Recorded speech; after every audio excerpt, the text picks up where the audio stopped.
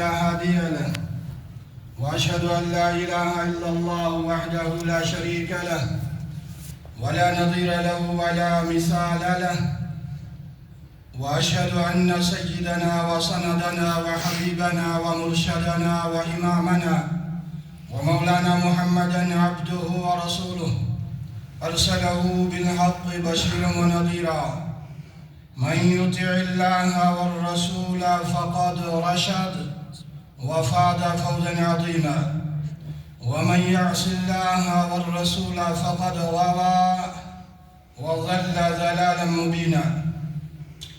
فقد قال الله عز وجل في محكم التنزيل بعد أعوذ بالله السميع العليم من الشيطان الرجيم من همزه ونفخه ونفسه: وقضى ربك ألا تعبدوا إلا إياه وبالوالدين إحسانا إما يبلغن عندك الكبر أحدهما أو كلاهما فلا تقل لهما أف ولا تنهرهما وقل لهما قولا كريما. وقال النبي صلى الله عليه وسلم: إن الله عز وجل حرم حقوق الأمهات، أو كما قال عليه الصلاة والسلام. أما بعد، فإن خير الحديث كتاب الله، وخير الهدي هدي محمد صلى الله عليه وسلم، وشر الأمور محدثاتها، وكل محدثة بدعة، وكل بدعة ضلالة، وكل ضلالة في النار. اللهم صل على محمد وعلى آل محمد كما صليت على إبراهيم وعلى آل إبراهيم إنك حميد مجيد. اللهم بارك على محمد وعلى آل محمد كما باركت على إبراهيم وعلى آل إبراهيم إنك حميد مجيد. اللهم اجعل القرآن العظيم ربيع قلوبنا ونور أبصارنا وشفاء صدورنا وذهاب همومنا وغمومنا. اللهم اشف مرضانا ومرضى المسلمين، واغفر لموتانا ولجميع المؤمنين. اللهم إنا نسألك العفو والعافية في الدنيا والآخرة. اللهم إنا نسألك لسانا صادقا وقلبا سليما وخلقا مستقيما. اللهم طهر قلوبنا من النفاق، وأعمالنا من الرياء، وألسنتنا من الكذب، وأعيننا من الخيانة، فإنك تعلم خائنة الأعين وما تخفي الصدور. ربنا ظلمنا أنفسنا وإن لم تغفر لنا وترحمنا لنكونن من الخاسرين. ربنا لا تجعلنا فتنة لقوم الظالمين، ونجنا برحمتك من القوم الكافرين. ربنا لا تزغ قلوبنا بعد إذ هديتنا وهب لنا من لدنك رحمة إنك أنت الوهاب. ربنا اغفر لنا ولإخواننا الذين سبقونا بالإيمان، ولا تجعل في قلوبنا غلا للذين آمنوا ربنا إنك رؤوف رحيم. ربنا اغفر لنا ولوالدينا، ربنا اغفر لنا ولوالدينا، رب ارحمهما كما ربياني صغيرا. رب اشرح لي صدري ويسر لي أمري واحلل عقدة من لساني يفقهوا قولي. رب زدني علما، سبحانك لا علم لنا إلا ما علمتنا إنك أنت العليم الحكيم. ربنا تقبل منا إنك أنت السميع العليم، وتب علينا إنك أنت التواب الرحيم، برحمتك يا أرحم الراحمين. آمین یا رب العالمین. تمام قسم کی تعریفات، تمہیدات، تحلیلات، تسبیحات خالق کائنات، مالک ارض و سماوات کے لیے لائق اور زیبا ہے۔ جو اپنی ذات میں، صفات میں، اسماء میں یکتا اور تنہا ہے، جس نے بنی نوع انسانیت کے امن کے لیے، اس کی سالمیت کے لیے، اس کی بقا کے لیے، اس کے عروج کے لیے، رفعت کے لیے، مقام اور مرتبے کے لیے، سعادت مندی کے لیے، خوش بختی کے لیے، فلاح اور بہبودی کے لیے اپنے ہاں سے اصول اور قواعد نازل فرما دیے جو ہمارے پاس موجود ہے۔ اللہ کے فضل و کرم، اس کی عنایت اور اس کی رحمت سے ہر وہ چیز، ہر وہ عمل جو ہمارے لیے سعادت مندی کا باعث بنے، اللہ نے ہمارے سامنے رکھ دیا، اور پھر مبہم طریقے سے نہیں، پوشیدہ نہیں، بلکہ وضاحت کے ساتھ میں، تشریح کے ساتھ میں، اور اس کی تشریح کے لیے کائنات کے رب نے سید ولد آدم، سرور کونین محمد الرسول اللہ صلی اللہ علیہ وسلم کو مبعوث فرمایا۔ درود اور سلام ہو آپ کی ذات مقدسہ و مطہرہ پر بے حد اور بے شمار ہماری طرف سے بھی۔ اللہم صلی وسلم وبارک علی نبینا محمد، جنہوں نے اللہ کی طرف سے نازل کردہ قواعد اور اصول کی وضاحت فرما دی اور امت کے سامنے رکھ دیا، کتاب و سنت کی شکل میں آج ہمارے پاس، ہمارے سامنے موجود ہے۔ اگر ہم معاشرے پہ نگاہ ڈالیں، ہم دیکھتے ہیں کہ ہم نے ان اصولوں اور قواعد میں سے چند قواعد اپنائے ہیں، باقیوں کو ترک کر دیا۔ دین میں کچھ حصہ ہم اپناتے ہیں۔ دین اسلام میں ہم سب جانتے ہیں کہ ہر حکم، ہر فرمان سورہ فاتحہ سے لے کر کے سورۃ الناس تک حکمت سے بھرا ہوا ہے، اور اس کے اوپر عمل کر کے ہم سعادت مند ہو سکتے ہیں۔ لیکن ہم نے چند احکامات، چند قواعد اپنائے ہیں، لیکن اکثر حصہ ہم نے ترک کر دیا ہے، اکثر حصہ چھوڑ دیا ہے۔ عبداللہ ابن مبارک اور رحمہ اللہ فرماتے ہیں، ارى رجالا بعدم الدین قد قنعوا، اور لوگوں میں نے دنیا میں ایسے لوگ دیکھے بہت کم دین کے حصے پر عمل کر کے اسے کافی سمجھتے ہیں، بہت کم حصہ لیا ہے انہوں نے۔ ارى رجالا بعدم الدین قد قنعوا ولا أراهم رضوا في العيش بالدنو، میں نے ان کو نہیں دیکھا دین اسلام کے کچھ ضوابط، کچھ قوانین، کچھ اصول اپناتے ہیں اور پھر کہتے ہیں کہ ہمیں سعادت مندی ملے گی، خوش بختی ہم کو میسر ہوگی، فلاح اور بہبودی ہم کو میسر ہوگی۔ اکثر حصہ ترک کر دیا ہے۔ ہر حصہ، ہر حکم، ہر فرمان اللہ کی طرف سے ہمارے لیے سعادت مندی کا باعث ہے، خوش بختی کا باعث ہے، رفعت، عروج، مقام کا ذریعہ اور سبب ہے۔ وَلَا أَرَاهُمْ، اور میں نے ان کو نہیں دیکھا، رَضُوا بِالْحَيَاةِ بِالْعَيْشِ بِالدَّنُو، میں نے نہیں دیکھا ان کو دنیاوی ناز و نعمت کم پر ہی، تھوڑے سی نعمتوں پر ہی اس نے قناعت کی ہو اور یہ سمجھا ہو کہ میرے لیے کافی ہے یہ دنیاوی زیب و زینت، دنیاوی نعمتیں کم، اسے کافی سمجھا ہو۔ ایسا کوئی انسان میں نے نہیں دیکھا سوائے متقین کے، مومنین کے۔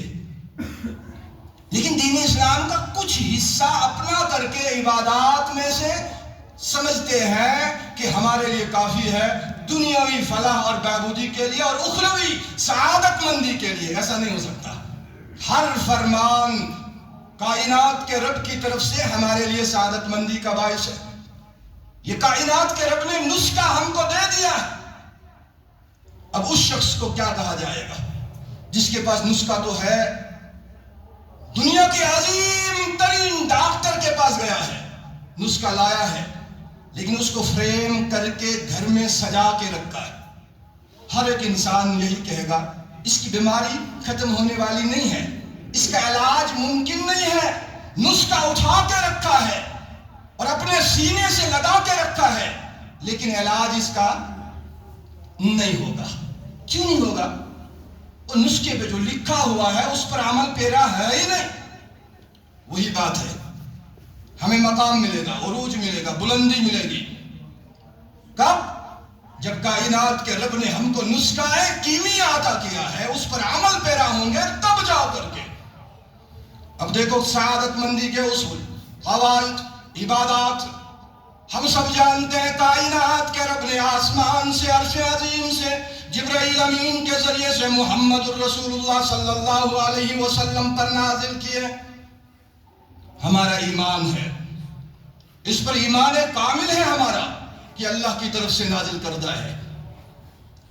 ہر اصول سالمیت اور بقا کا سبب ہے, ذریعہ ہے, لیکن اس کو ترک کرنا, اس کے خلاف بغاوت کرنا, اس سے انحراف کرنا, اسے چھوڑ دینا, یہ بدبختی کی علامت ہے, یہ پریشانی کا باعث ہے, یہ ظلم اور زیادتی کا باعث ہے. کائنات کے رب نے قرآن حکیم میں ارشاد فرمایا وَاعْبُدُوا اللَّهَ وَلَا تُشْرِكُوا بِهِ شَيْئًا وَقَضَىٰ رَبُّكَ أَلَّا تَعْبُدُوا إِلَّا إِيَّاهُ. اور اللہ نے, آپ کے رب نے فیصلہ کر دیا ہے, یہ فیصلہ کر چکا ہے رب العالمین, اللہ تعبدوا الا ایاہ, اس کے سوا کسی اور کی عبادت نہیں کرو گے. اللہ کا حق, کائنات کے رب نے انسانیت کو اپنے حق سے واقف قرار دیا. وَقَضَىٰ رَبُّكَ, یاد رکھنا, وَقَضَىٰ رَبُّكَ أَلَّا تَعْبُدُوا إِلَّا إِيَّاهُ. پہلا حق, اس کے ساتھ میں کسی اور کو شریک نہیں ٹھہراؤ گے, اسی کی عبادت کرو گے. ایک معبود برحق کی عبادت کرو گے, اس کے ساتھ میں کسی اور کو شریک, ہم اللہ کی عبادت کرتے ہیں, اس کے ساتھ میں کسی اور کو شریک نہیں ٹھہراتے. لیکن اپنے حق کے ساتھ میں کائنات کے رب نے دوسرا حق, اس کا تذکرہ, دوسرے حقوق کا تذکرہ کیا. وَبِالْوَالِدَيْنِ إِحْسَانًا, اپنے حق کے ساتھ میں اس کو جوڑ دیا, میرے ساتھ میں کسی اور کو شریک مت ٹھہرانا, میری عبادت کرنا.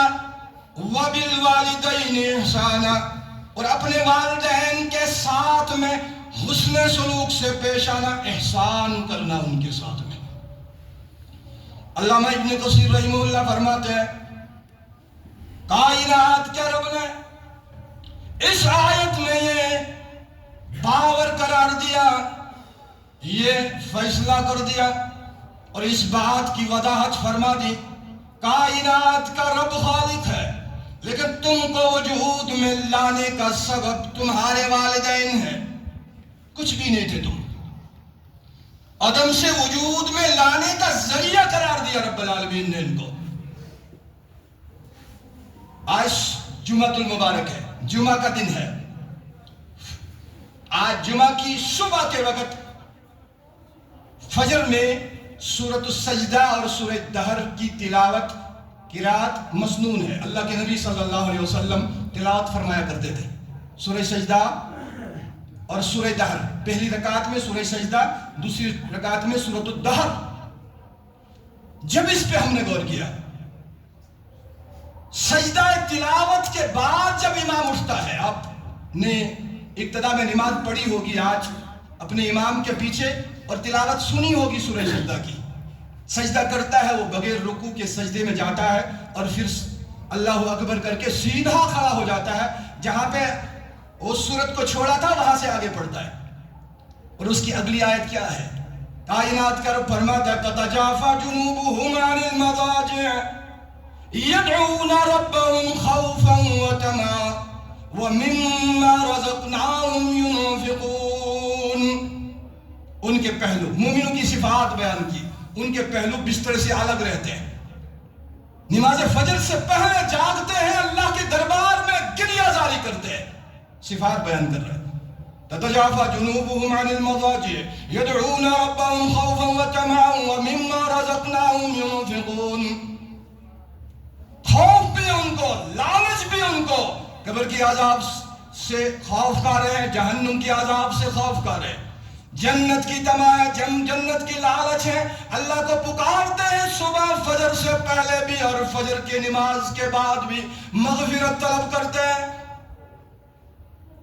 وہ آرام، نرم اور آرام دہ بستر پہ لیٹے نہیں رہتے.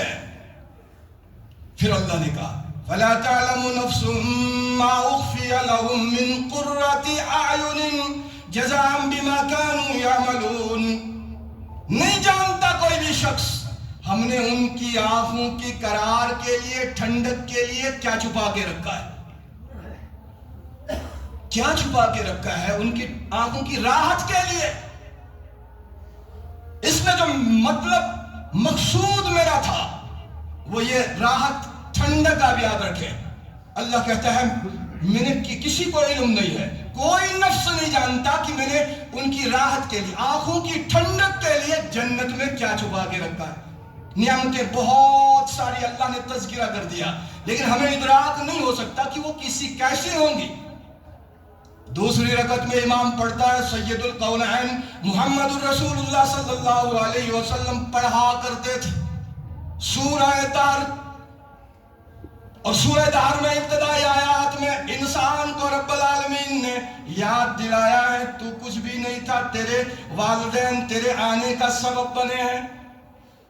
هل أتى على الإنسان حين من الدهر لم يكن شيئا مذكورا إنا خلقنا الإنسان من نطفة أمشاج نبتليه فجعلناه سميعا بصيرا. کچھ بھی نہیں تھا، تو تیرے عدم سے وجود میں لانے کا ذریعہ تیرے والدین ہے.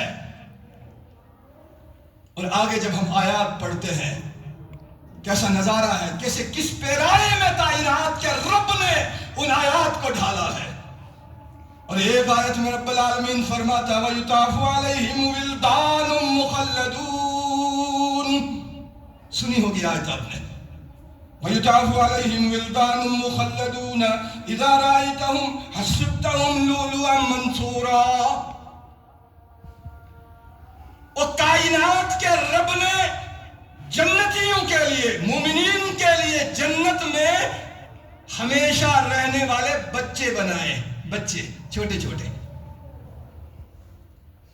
اور اس آیت میں کیا تھا فَلَا تَعْلَمُ نَفْسٌ مَّا أُخْفِيَ لَهُم مِّن قُرَّةِ أَعْيُنٍ. ان کی آنکھوں کی ٹھنڈک کے لیے ہم نے کیا کیا چھپا کے رکھا ہے کسی کو علم نہیں. حَسِبْتَهُمْ لُؤْلُؤًا مَّنثُورًا. جنتی جب دیکھیں گے ایسا لگے گا کہ بکھرے ہوئے موتی ہیں. اللہ جنت میں چھوٹے چھوٹے بچوں کی کیا ضرورت، کس کام کے؟ اور اپنے معاشرے پہ نگاہ ڈال کے دیکھ لے. رب کعبہ کی قسم، اکثر جگہ میں اس کا تذکرہ کرتا ہوں. ماہ سیام میں اور ماہ سیام سے قبل میں والدین سے ملا، چہرہ مرجھایا ہوا، اکثر والدین سے آنکھوں میں نمی، آنسو کے قطرات. جب وہ تذکرہ کر رہے تھے اپنے اولاد کا اور اپنے پوتوں کا، وہ اب ان کو فکر دامن گیر ہے اپنے پوتوں کی. مسکراہٹ ان کے چہرے پہ نہیں. ہم نے دیکھا برسر ممبر بات کر رہا ہوں کعبہ کے رب کی قسم. والدہ کو ڈسک ہے, بیٹھ نہیں سکتی. والد بزرگ ہے, دو ہی گھر میں ہے میاں بیوی. صبح کے وقت آٹا گوندنا ہے, والدہ گوند نہیں سکتی, والد گوندتے. روٹی بنائی جلی ہوئی تھی, ہم ان کے گھر گئے, تذکرہ کیا, آنکھوں میں آنسو آ گئے. اولاد اور اولاد کی اولاد کا تذکرہ میرے ذہن میں آیا. رب کعبہ کی قسم, جب میں نے یہ آیت پڑھی ایک دم میرے ذہن میں آ گیا, ربا تو نے جنت میں چھوٹے بچوں کو وجود کیوں دیا؟ اور ایسے چھوٹے اللہ نے کہا مخلدون, ہمیشہ ہمیشہ رہیں گے, بوڑھے نہیں ہوں گے, جوان نہیں ہوں گے, بچے ہی رہیں گے. آنکھوں کی ٹھنڈک کے لیے, آنکھوں کی راحت کے لیے. اور انہی والدین کو ہم نے دیکھا عید کے دن, عید کے دوسرے دن ہم نے دیکھا مسکراتے ہیں, تبسم چہرے پہ, مسکراہٹ, ایسا کہ سب کچھ مل گیا ہے, سب کچھ مل گیا ہے, دولت بے شمار, لیکن آنکھوں کی ٹھنڈک ان میں. جب پوتا انگلی پکڑ کے دادے کے ساتھ میں چلے اس وقت اس کو راحت ملتی ہے. کائنات کے رب نے قرآن حکیم میں ارشاد فرمایا, اب اس آیت پہ غور کریں, وَقَضَىٰ رَبُّكَ أَلَّا تَعْبُدُوا إِلَّا إِيَّاهُ وَبِالْوَالِدَيْنِ إِحْسَانًا إِمَّا يَبْلُغَنَّ عِندَكَ الْكِبَرَ أَحَدُهُمَا أَوْ كِلَاهُمَا فَلَا تَقُل لَّهُمَا أُفٍّ وَلَا تَنْهَرْهُمَا وَقُل لَّهُمَا قَوْلًا كَرِيمًا. دونوں والدین, دونوں ماں باپ, دونوں یا دو میں سے ایک تیرے پاس بڑھاپے میں پہنچے, اب میں اپنے سینے پہ ہاتھ رکھ کر کے سوچوں گا, غور کروں گا, میرے پاس کیا ہے, ماں ہے یا باپ ہے؟ دونوں میں سے کوئی ہے؟ میں چھوڑ کے آیا ہوں, ترک کر کے آیا ہوں, بہانہ بنا کر کے آیا ہوں, اولاد کی پرورش کروں گا, ان کو تعلیم و تربیت کے لیے جموں جاؤں گا, سری نگر جاؤں گا. کیوں؟ تیرے علاقے میں تعلیم و تربیت نہیں ہے؟ میں نے اس وقت بھی کہا تھا میرا علاقہ وہ ہے جہاں سے چیف جسٹس آف انڈیا بنا ہے, اور تو کہہ رہا ہے میری تربیت, میرے بچے کی تربیت, ابھی 2.5 سال کا بچہ ہے, ابھی 3 سال کا بچہ ہے. کہا ہم نے احسان کیا اپنے والدین کے ساتھ, اسی کو احسان کہتے. ہر لمحہ ان کے چہرے پہ تبسم اور مسکراہٹ ہو, یہ ہے احسان. واقعی میں تو احسان کر رہا ہے اپنے. اور اللہ نے کہا عندک الکبر, تیرے پاس, یہ نہیں کہ تے پوگل میں ہے اور تو بانیحال میں, بانیحال میں ہے اور تو جموں میں ہے, یہ تیرے پاس ہے. کہاں ہے تیرے پاس؟ میں نے دیکھا ماں کو, اماں نے مجھ سے کہا اس پھول کو دیکھ لے. میں نے کہا اماں کیا بات ہے؟ بچو خراب ہو گیا ہے شاید. کیوں؟ پھول ہی نہیں آتا. مجھ سے بات کی, جب میں نے دیکھا ٹھیک ٹھاک پھول تھا, اولاد کی طرف. ہم تو 15 دن کے بعد بھی فون کرنے کے لیے راضی نہیں ہوتے. تو یہ اف کی نوبت آئے گی, تنہر کی نوبت آئے گی, کہاں آئے گی؟ کہاں جھڑکنا ہوگا؟ جھڑکنے کی نوبت اس وقت آئے گی جب میں اپنے والدین کے ساتھ ہوں, روزانہ تکرار ہو, روزانہ بات ہو, وہ مجھ کو ڈانٹے گی, اس طرح سے کام کر, اس طرح سے کر, تب جا کر کے نوبت آ سکتی ہے اف کی, تب جا کر کے نوبت آ سکتی ہے جھڑکنے کی, ورنہ مہینے تک میں نے فون ہی نہیں کیا.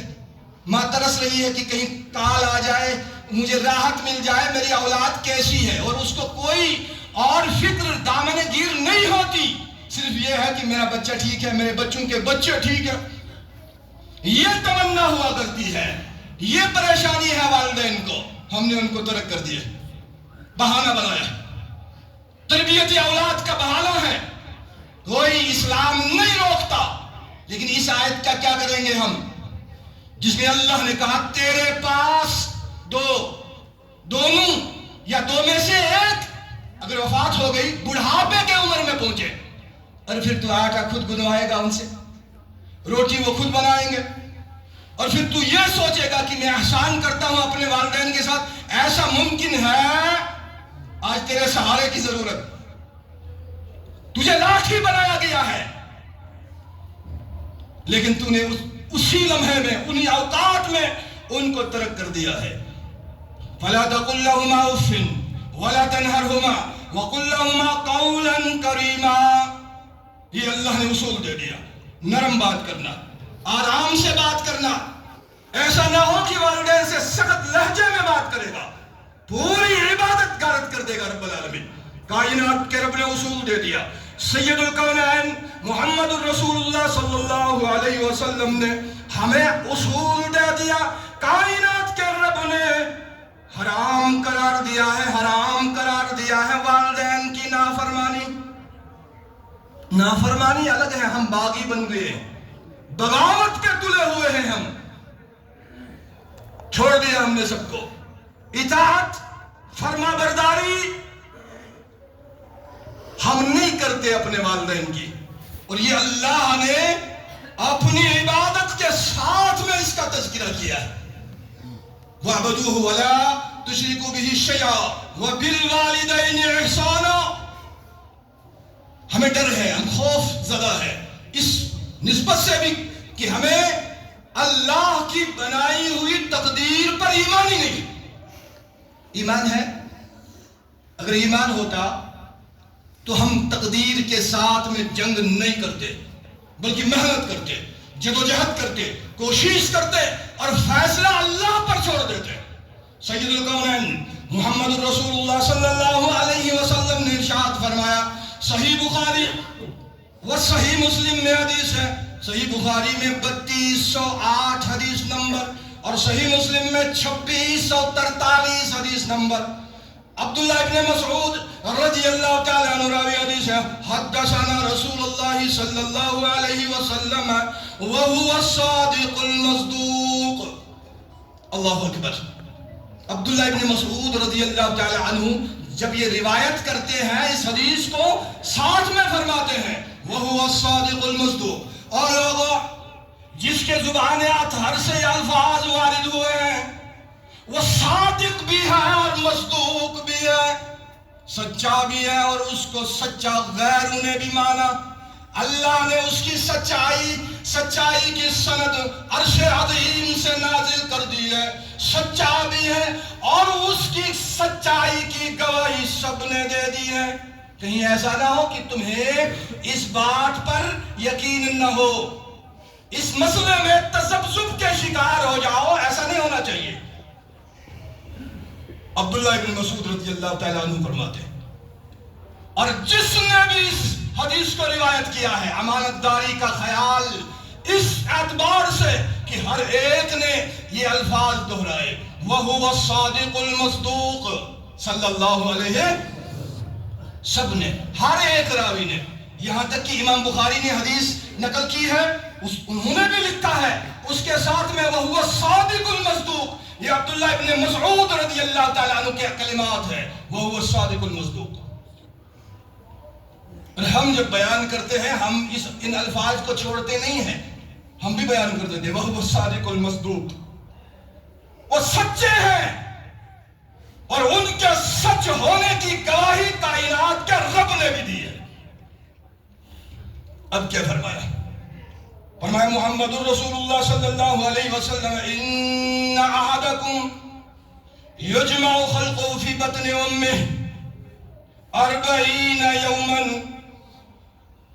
بے شک تم میں سے ہر ایک کی تخلیق اس انداز سے ہوتی ہے، اس طریقے سے ہوتی ہے کہ ماں کی رحم میں نطفہ 40 دن تک رہتا ہے، ثم یکون علقۃ مثل ذلک، پھر اس کو اللہ تبدیل کرتا ہے جمے ہوئے خون کے مانند 40 دن تک، ثم یکون مضغۃ مثل ذلک، پھر 40 دن کائنات کا رب اپنی قدرت سے اس کو جمے ہوئے خون کے لوتھڑے کے مانند بنا دیتا ہے۔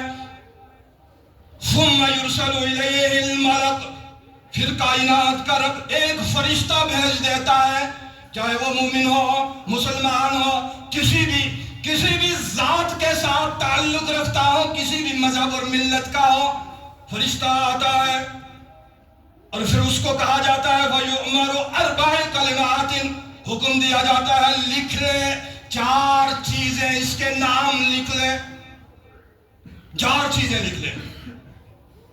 بِكَتْبِ الرِّزْقِ، اس کا رزق لکھ لے، کہاں سے ملے گا، کتنا ملے گا، کتنے لقمے ملیں گے، پانی کے کتنے گھونٹ میسر ہوں گے، لکھ لے۔ اب چاہے زمین آسمان ایک کر دے، اتنا ہی ملے گا، اتنا ہی ملے گا، ایک لقمہ زیادہ بھی نہیں، ایک کم بھی نہیں، جتنا اللہ نے لکھ کے رکھا ہے وہی ملے گا۔ فرشتہ لکھ لیتا ہے۔ دوسری چیز لکھ لے وَأَجَلِهِ، اس کی موت لکھ لے، کہاں سے کیسے موت آئے گی، ہسپتال میں آئے گی یا گھر میں آئے گی، ایڑیاں رگڑتے ہوئے آئے گی یا درخت سے گر کے آئے گی یا جو ہے سمندر میں غرق ہو کے آئے گی، سب کچھ لکھ لے۔ کب آئے گی، کتنے سیکنڈ اور کتنے لمحے دنیا پہ رہے گا، لکھ لے۔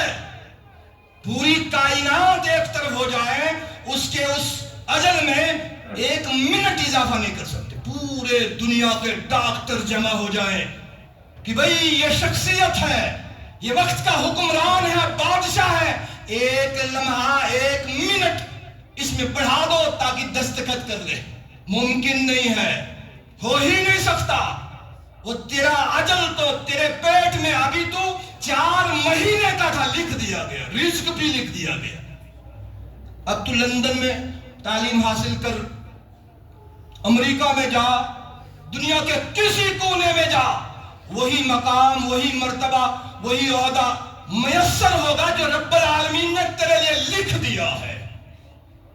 اب اگر وہی عہدہ سعادت مندی کے ساتھ ہو، فلاح کے ساتھ ہو، خوشبختی کے ساتھ ہو، امن کے ساتھ ہو، سالمیت کے ساتھ میں ہو، اس سے بڑا خوش نصیب کون ہو سکتا ہے؟ اس سے بڑا بادشاہ کون ہو سکتا ہے جسے امن میسر ہو جائے، جسے راحت میسر ہو جائے، سکون مل جائے؟ اللہ کے نبی صلی اللہ علیہ وسلم نے فرمایا وَعَمَلِهِ، اس کا اعمال بھی لکھ دیا جاتا ہے۔ اب آپ سوچیں گے پھر عمل کرنے کی کیا ضرورت ہے جب لکھ دیا؟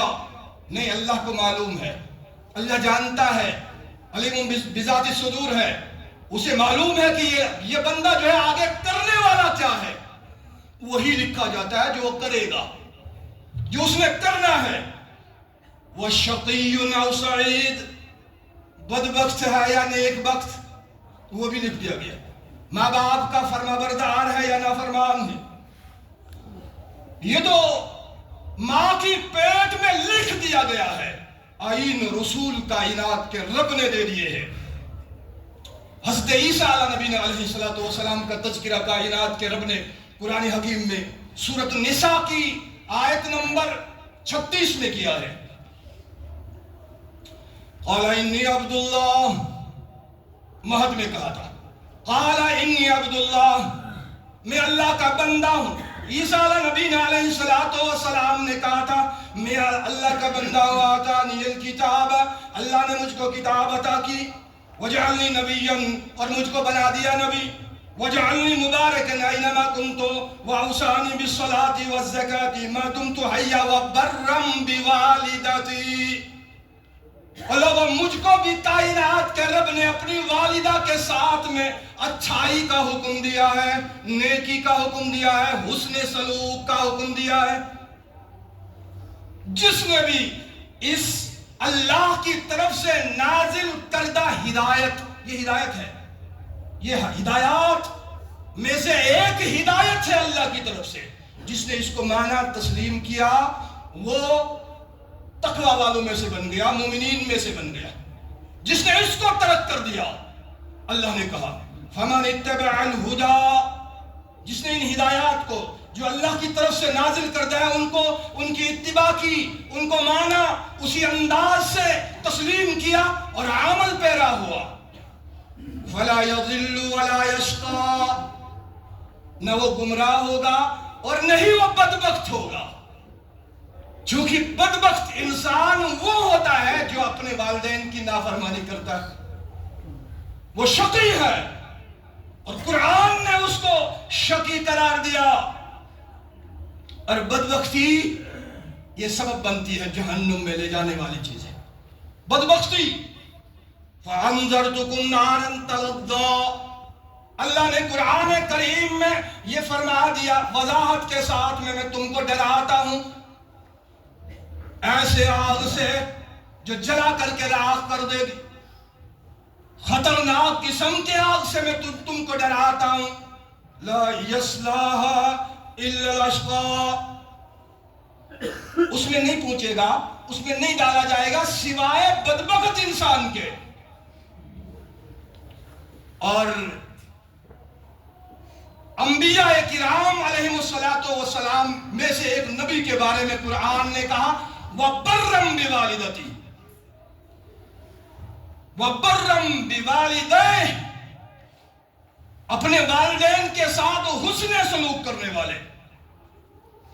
وَلَمْ يَكُنْ جَبَّارًا شَقِيًّا، اور اللہ نے مجھ کو ظالم بھی نہیں بنایا اور بدبخت بھی نہیں بنایا، اس لیے کہ میں اپنے والدین کے ساتھ حسن سلوک سے پیش آتا ہوں۔ اس کا مطلب یہ ہے جو اپنے والدین کے ساتھ حسن سلوک سے پیش نہیں آتا وہ ظالم بھی ہے اور بدبخت بھی ہے، شقی بھی ہے اور جبار بھی ہے۔ کائنات کے امام صلی اللہ علیہ وسلم نے جب اویس بن عامر کے بارے میں تذکرہ کیا، عمر بن الخطاب رضی اللہ تعالیٰ عنہ سے صحیح مسلم کتاب و فضائل الصحابہ میں اس حدیث کو نقل کیا گیا ہے، صحیح مسلم میں ہے، باب ہے من فضائل اویس القرنی رضی اللہ عنہ۔ صحیح مسلم میں عن عسیر بن جابر رضی اللہ تعالیٰ عنہ قال کان عمر بن الخطاب رضی اللہ تعالیٰ عنہ اذا اتى علیہ امداد اہل الیمن سألہم افیکم اویس بن عامر، جب عمر بن الخطاب رضی اللہ تعالیٰ عنہ کی طرف وفد آیا اہل یمن سے آیا، امداد لے کر کے آیا، کچھ بھی انہوں نے نہیں دیکھا سوائے اس کے کہ پہلا سوال تھا امیر المومنین عمر بن الخطاب رضی اللہ تعالیٰ عنہ کا، افیکم اویس بن عامر، کیا تم میں اویس بن عامر ہے؟ جیسے ہی ان کو دیکھا حتی اتا علی اویس بن عامر انت اویس بن عامر، جیسے ہی اس کو دیکھا کہا تو ہے اویس بن عامر؟ قال نعم، قال من مراد، کہا ہاں مراد سے ہوں میں، ثم قرن، پھر قرن سے، مراد کے علاقہ قرن سے آپ تعلق رکھتے ہیں؟ قال نعم، قال بک برس، کہا آپ پر بیماری تھی کوڑ کی؟ نعم، کہا وہ ٹھیک ہو گئی؟ کہا ہاں الا موضع درہم، ایک درہم کے مانند رہ گئی ہے، باقی سب ٹھیک ہو گئی۔ تیری والدہ ہے؟ ہاں ہے، بس اتنا سننا تھا۔ قال سمعت رسول اللہ صلی اللہ علیہ وسلم، کہا اے اویس بن عامر، میں نے سنا اللہ کے نبی صلی اللہ علیہ وسلم کو فرماتے ہوئے، میں نے سنا اللہ کے نبی صلی اللہ علیہ وسلم کو فرماتے ہوئے، یاتی علیکم اویس بن عامر، اے عمر تیرے پاس آئے گا اویس بن عامر۔ تابعی تھے اور تابعی ہی رہے، لیکن اللہ نے جبرائیل امین کے ذریعے سے محمد الرسول اللہ صلی اللہ علیہ وسلم تک یہ بات پہنچا دی اویس بن عامر کے بارے میں۔ وہ آئیں گے تیرے پاس، یمن کی طرف سے آئیں گے، ان کے ساتھ میں ہوں گے، کرم سے ہوں گے، مراد سے ہوں گے، اور اس کو برس کی بیماری تھی، اللہ نے اس کو دور کر دیا، سوائے ایک درہم کی مانند رہ گیا ہے، بس اتنا سا ہے، باقی سب اللہ نے اس کو ٹھیک کر دیا ہے۔ اللہ کے نبی صلی اللہ علیہ وسلم نے فرمایا لو اقسم علی اللہ لا برہ، اگر وہ اللہ پر کسی چیز پر قسم کھا لے، وہ یہ کہہ دے، مثال کے طور پہ یہ کہہ دے میں اللہ کی قسم کھاتا ہوں آج بارش نازل ہوگی، رب العالمین بارش نازل کر کے رکھے گا، اس کی قسم رب العالمین نہیں توڑتا. وہ اگر یہ کہہ دے مجھے اللہ کی قسم ہے رب العالمین تجھے شفا دے گا، اس کو شفا مل جائے گی. اللہ کے نبی صلی اللہ علیہ وسلم نے سیدنا امیر المؤمنین عمر بن الخطاب رضی اللہ تعالی عنہ سے فرمایا ان استطعت ان یستغفر لك فافعل، اگر تجھے استطاعت ہو اس سے اپنے لیے دعائے مغفرت کرا دینا.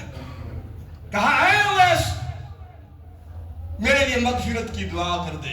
محدثین لکھتے ہیں ان کے صحابی نہ بننے کا سبب ہی وہی تھا کہ والدہ گھر میں تھی، وہ اس کے ساتھ میں بہت زیادہ حسن سلوک کرتا تھا. جب تک حیات تھی تب تک اللہ کے نبی صلی اللہ علیہ وسلم کے چہرے کا دیدار نہیں کیا. نہیں گئے، اگر چلا جاؤں گا والدہ ہے نہ جانے کس حال میں رہے گی. لیکن ہم اپنے گریبان میں جھانکیں دیکھیں ہماری دعائیں رائگاں کیوں ہیں، ہمیں فلاح اور بہبودی سے ہمکنار کیوں نہیں. ہم ہوتے سعادت مندی ہم کو اگر میسر ہے تو والدہ کے ساتھ، والد کے ساتھ میں اچھائی کریں، حسن سلوک سے پیش آئیں.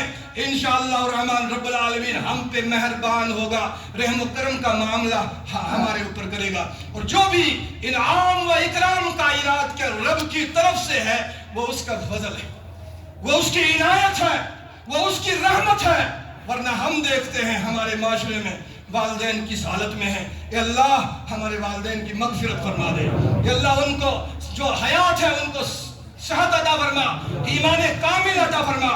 اور تب تک جب تک وہ دنیا میں حیات ہے ایمان اور صحت کے ساتھ میں رکھ، ہمیں ان کی خدمت کرنے کی توفیق عطا فرما دے.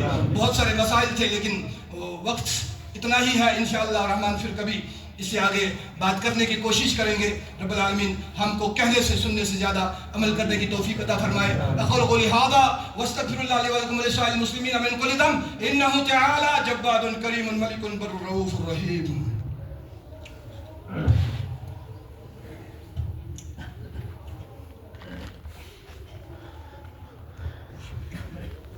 بہت سارے لوگوں نے دعا کے لیے کہا ہے. رب العالمین سے مانگتے ہیں خالق کائنات جن کے جو نیک حاجات ہیں ان کو پورا فرما دے. جو اس دنیا سے چلا گئے یا اللہ کروٹ کروٹ جنت الفردوس میں اعلیٰ مقام عطا فرما. حال میں جو گئے ان کی بھی مغفرت فرما، جن کو ہم جانتے ہیں ان کی بھی مغفرت فرما، جن کو نہیں جانتے ہیں ان کی بھی مغفرت فرما. یا اللہ تو غفور الرحیم ہے، بخشنے والا ہے. ہمارے گناہوں کی مغفرت فرما، ہمارے والدین کے گناہوں کی مغفرت فرما دے. یا اللہ میرے والد کا انتقال ہو گیا تھا، اے خالق کائنات تو غفور الرحیم ہے، بخشنے والا ہے. جو بھی ان کے نیک اعمال ہیں ان میں اضافہ فرما دے اور وہی ذریعہ نجات بنا دے، جنت میں جانے کا ذریعہ بنا دے. جو سیئات ہوں گے ان سے درگزر کا معاملہ فرما دے. یا اللہ حسنات میں اضافہ فرما اور قبر کی اندھیری میں روشنی کا سبب بنا دے اور وسعت قبر کا ذریعہ بنا دے. ربنا تقبل منا انک انت السمیع العلیم. حال میں ہی جو آصف محی الدین کی وفات ہوئی، جو ہے ماسٹر غلام محمد کے فرزند چاپناڑی سے جو تعلق رکھتے ہیں، رب العالمین غلام محی الدین چاپناڑی سے ان کے فرزند کی وفات ہوئی، اللہ ان کی بھی مغفرت فرما دے، ان کی قبر کو نور سے منور فرما دے، ہر ایک کی قبر کو نور سے منور فرما، حد نگاہ تک کشادہ فرما دے. یا اللہ سیئات سے درگزر کا معاملہ فرما دے. یا اللہ تو عفو اور درگزر کرنے کو پسند کرتا ہے. یا اللہ عفو اور درگزر کا معاملہ ہمارے ساتھ بھی کر، ان کے ساتھ بھی کر لے. اور انہیں جو ایصال ثواب کے لیے 2000 روپے دیے یا اللہ اپنی بارگاہ میں قبول فرما، اس کا نعم البدل اس کو عطا فرما دے. ربنا تقبل منا انک انت السمیع العلیم. اور مسجد شریف یہ آپ کے سامنے ہے، اللہ آپ کا جو ہے عطیہ قبول فرمائے اپنی بارگاہ میں. جو آپ نے خرچ کیا ہے وہ یہاں پہ آپ کے سامنے ہے. جس نے بھی اس میں